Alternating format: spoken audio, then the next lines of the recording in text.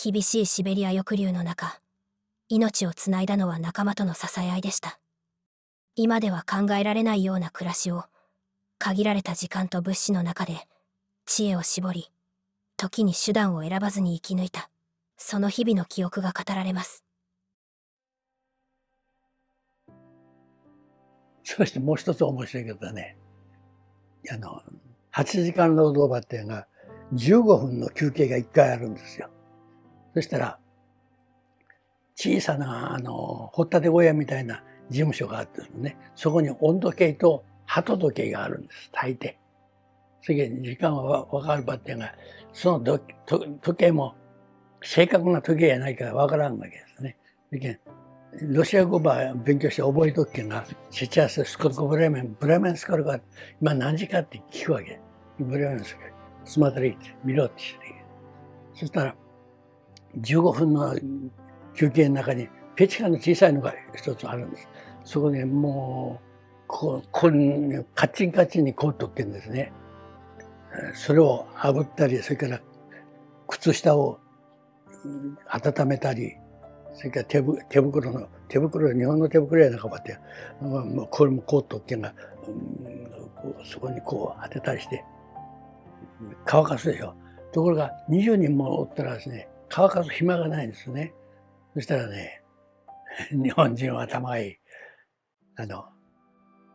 浮世絵をね、描くうまい人間がいるんですよね。そして、とんでもない絵を描いてね、持ってるわけ。それで、あと3分でもう、休憩時間が終わるっていう時に、監督にちょろっと見せるんですよ。スマタリって、ちょっと見ろって言う。スマタリって。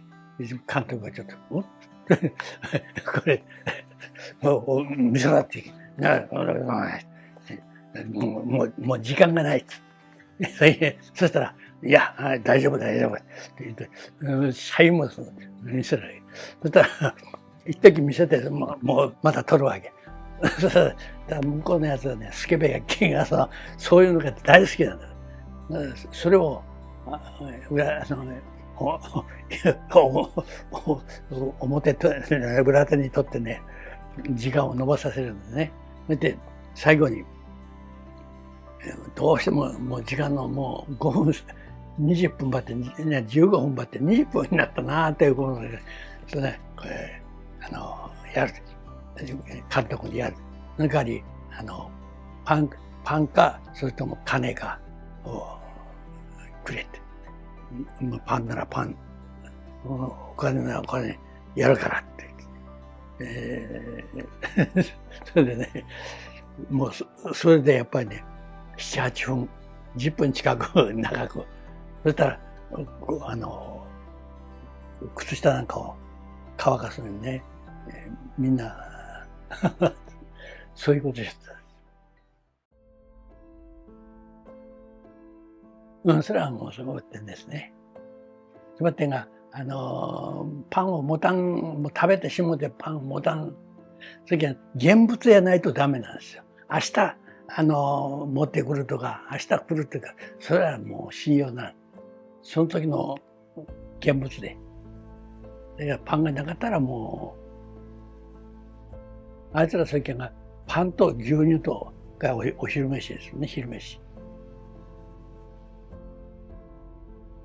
他に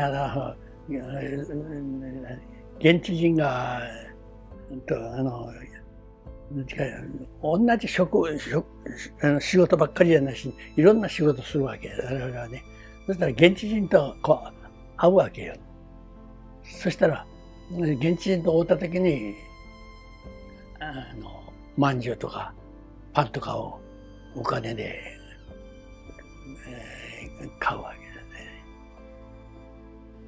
ね。もう、交換する品物が、もう中もんですね。全部時計でも何でも取られてしまうときが。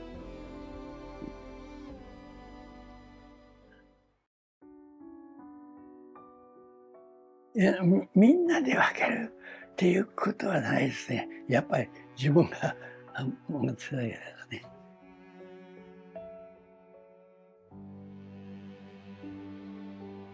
それはもう、そういうふうなのは、そういう場合はもうみんなの時間を稼いだりね、なんかそれがもうみんなのためで。それからお医者さんがいないでしょ、お薬がないでしょ、だからお灸をする人はおるんですよ。でももぐさがないでしょ、だから草をこう潰して、そして火に干して、もぐさ代わりにして、でこの3時の灸なんかに、そしたら足が軽くなるんですよね。これは良かったですね。そういうふうなもんですね。日本人はやっぱりああいうふうな生活になったらいろいろ考えるんですね。マッチがないと火打ち石を使うとかね、作るとか、そしてジャッジャッジャッして、もうタバコ吸うのでも、向こうはほらタバコは専売じゃなくて各家庭でタバコを栽培して、そして屋根の上に干して、刻んで飲む、そういうふうなです。それ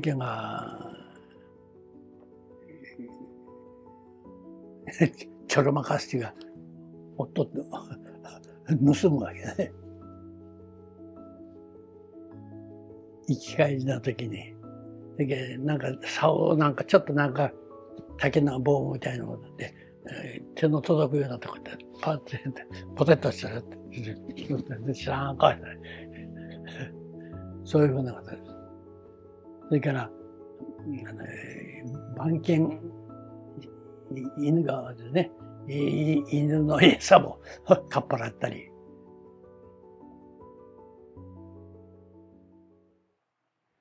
生きるためには、どんなことで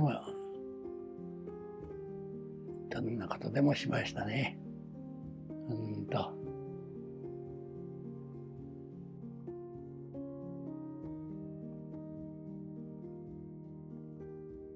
いやとても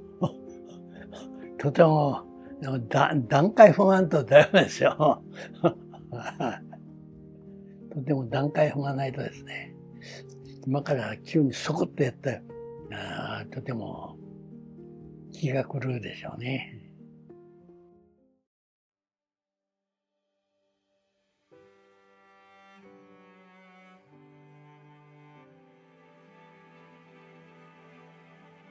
あっちの方は良かったんですよ。はい。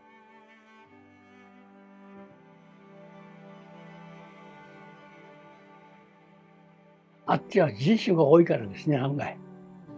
日本人みたいなのもいますよ。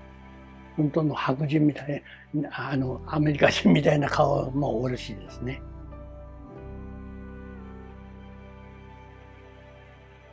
よかったね。そのくらいの